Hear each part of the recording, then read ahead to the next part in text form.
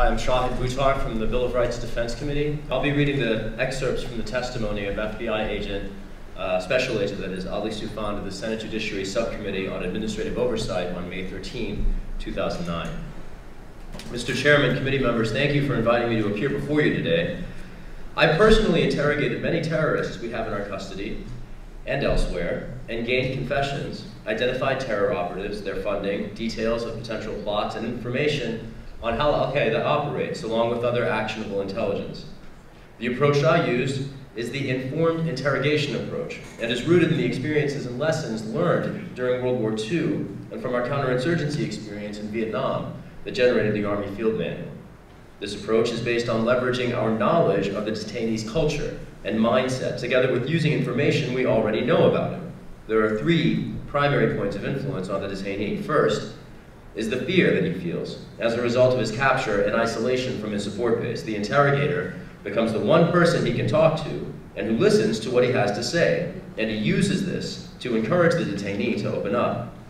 Second, acting in a non-threatening way isn't how the detainee is trained to expect a U.S. interrogator to act. This adds to his confusion and makes him more likely to cooperate. Third is the detainee's need to sustain a position of respect and value to the interrogator. A relationship is built, and he doesn't want to jeopardize it. And fourth is the impression he has of the evidence against him. The interrogator uses that knowledge to impress upon him that everything about him is known and that any lie will be easily caught. For example, in my first interrogation of the terrorist Abu Zubaydah, who had strong links to Al-Qaeda's leaders and knew the details of the 9/11 plot before it happened, I asked him his name. He replied with an alias. I then asked him, how about if I call you Hani? The name his mother nicknamed him as a child. He looked at me in shock, said okay, and we started talking. The Army Field Manual is not about being nice or soft. It is about outwitting the detainee by using a combination of interpersonal, cognitive, and emotional strategies to get the information needed. The harsh technique method does not use the knowledge we have of the detainee and tries instead to subjugate him into submission through humiliation and cruelty. It is trying to gain compliance rather than eliciting cooperation. A major problem with this technique is that it is ineffective. Al-Qaeda terrorists are trained to resist torture. Second, the harsh techniques only serve to reinforce what the detainee has been prepared to expect if captured. This gives him a greater sense of control and predictability and strengthens his will to resist. Third, the evidence gained is unreliable. There is no way to know whether he is being truthful or just speaking either to mitigate his discomfort or to deliberately provide false information. Fourth, it's slow. It takes place over a long period of time. For instance, preventing the detainee from sleeping for 180 hours or waterboarding 183 times in 1 month in the case of KSM. Fifth, it ignores the end game. In our country, we have due process, which requires evidence to be collected in a certain way. The CIA, because of the sensitivity of its operations, by necessity operates secretly. By putting the CIA in charge of interrogations, either secrecy is sacrificed for justice, and the CIA's operations are hampered, or justice is not served. Sixth is that it reintroduced the Chinese wall between the CIA and the FBI, similar to the wall that prevented us from working together to stop 9/11 before it happened. It is also important to realize that those behind this technique are outside contractors with no expertise in intelligence operations, investigations, terrorism, or Al-Qaeda, and no experience in the art of interview and interrogation.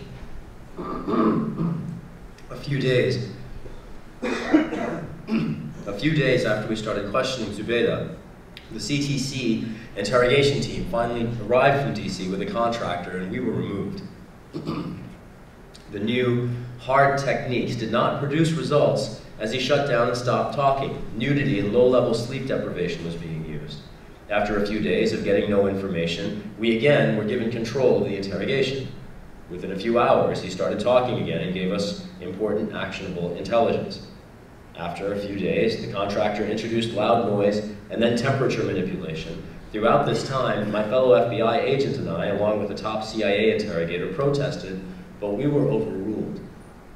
Again, however, the technique wasn't working, so we were once again brought back in. We found it harder to re-engage him this time because of how the techniques had affected him, but eventually we succeeded. Once again, the contractor insisted on stepping up the notches of his experiment, requesting the authorization to place Zubeda in a confinement box. This struck me as borderline torture. I protested to my superiors in the FBI and refused to be a part of what was happening. The director, Robert Mueller, a man I deeply respect, agreed, passing the message that we don't do that, and I was pulled out. In summary, the informed interrogation approach outlined in the Army Field Manual is the most effective, reliable, and speedy approach. It is legal and has worked time and time again. It would be a mistake to abandon it in favor of harsh interrogation methods that are shameful, harmful, slower, unreliable, ineffective, and play directly into the enemy's handbook. The situation was and remains too risky to allow someone to experiment with amateurish, Hollywood-style interrogation methods that in reality taint sources, risk outcomes, ignore the endgame, and diminish our moral high ground. For the last 7 years, it was not easy objecting to these methods when they had powerful backers.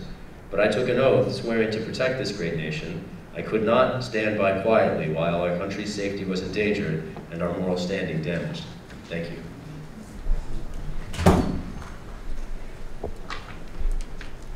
Hi, I'm Jeffrey Kay, and I'm reading a letter written by former child soldier, captured at age 15, Omar Khadem. Written to his Canadian attorney. Omar had recently caused a stir by firing all of his United States attorneys representing him in Guantanamo. He's the youngest prisoner at Guantanamo, now 24 years old. His hearing before the Obama reconstituted military commissions reconvenes on October 25th. Dear Dennis, I'm writing to you because sometimes there are things you can't say, but rather write on paper. And even if I were to tell you, you won't understand. So anyway, here are the things. First, about this whole military commissions thing we all don't believe in and know it's unfair and know, Dennis, that there must be somebody to sacrifice to really show the world the unfairness. And really it seems that it's me. Know, Dennis, that I don't want that. I want my freedom and life. But I really don't see it coming from this way. Dennis, you always say that I have an obligation to show the world what is going on down here. And it seems that we've done everything, but the world doesn't get it. So it might work if the world sees the U.S. sentencing a child to life in prison. It might show the world how unfair and sham this process is. And if the world doesn't see all this, to what world am I being released to? A world of hate, unjust, and discrimination. I really don't want to live in a life like this. Dennis, justice and freedom have a very high cost and value, and history is a good witness to it. Not too far ago or far away, how many people sacrificed for the civil rights law to take effect? Dennis, I hate being the head of the spear. But life has put me, and as life have put me in the past in hard position and still is, I just have to deal with it and hope for the best results. Second, the thought of firing everybody, as you know, is always on my mind. So if one day I stop coming or fire you, please respect it and forget about me. I know it is hard for you. Just think about me as a child who died and get along with your life. Of course, I'm not saying that will or won't happen, but it's on my mind all the time. Dennis, I'm so sorry to cause you this pain, but consider it one of your son's hard decisions that you don't like, but you have to deal with. And always know what you mean to me, and know that I will always be the same person you've known me, and will never change. And please don't be sad, and be hopeful, and know that there is a very merciful and compassionate Creator watching us, and looking out for us, and taking care of us all. You might not understand these things, but know by experience that they have kept me how and who I am.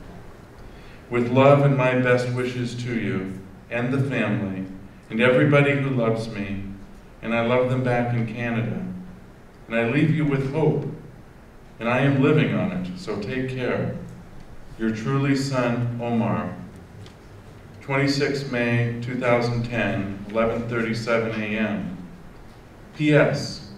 Please keep this letter as private as can be, and as you see appropriate.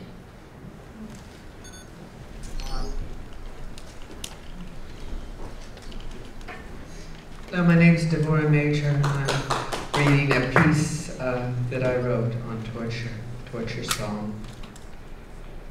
Listen. Can you hear it? Pull the wires and plugs out of your ears. Can you feel it?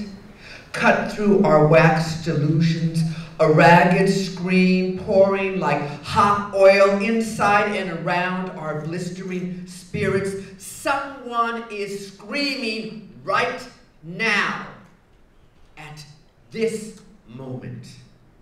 Can't you hear the screams coming from that man, the one who is across the world and yet next door?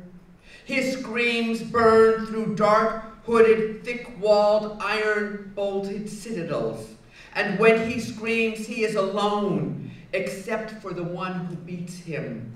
Shackled and alone, except for the one who watches him get beaten. Tortured and alone, except for us who can hear him.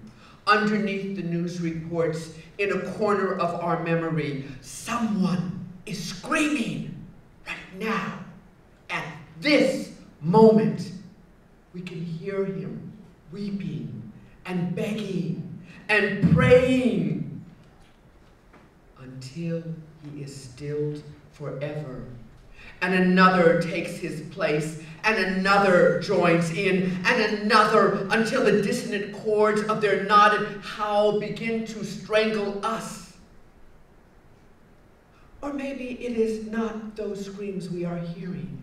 Maybe it is a mother screaming as her son is dragged away from her. Or maybe it is his children, their waking and sleeping hours both wearing the same nightmare face. What I know for sure is someone is screaming right now, at this moment. Someone is being tortured and reviled in the name of a country, or in the name of a God, or in the name of you or someone is screaming. And if it's not us yelling back, calling out, if it's not you, if it's not me, screaming stop, screaming no more, screaming louder and louder until we are heard, until we have stopped this torture song, who will be left to hear, to listen? I know you can hear it. We all can hear it. We can cover our ears or turn the music up higher, but the screams will not go away until we stop them. Someone is screaming right now. At this moment, hear them.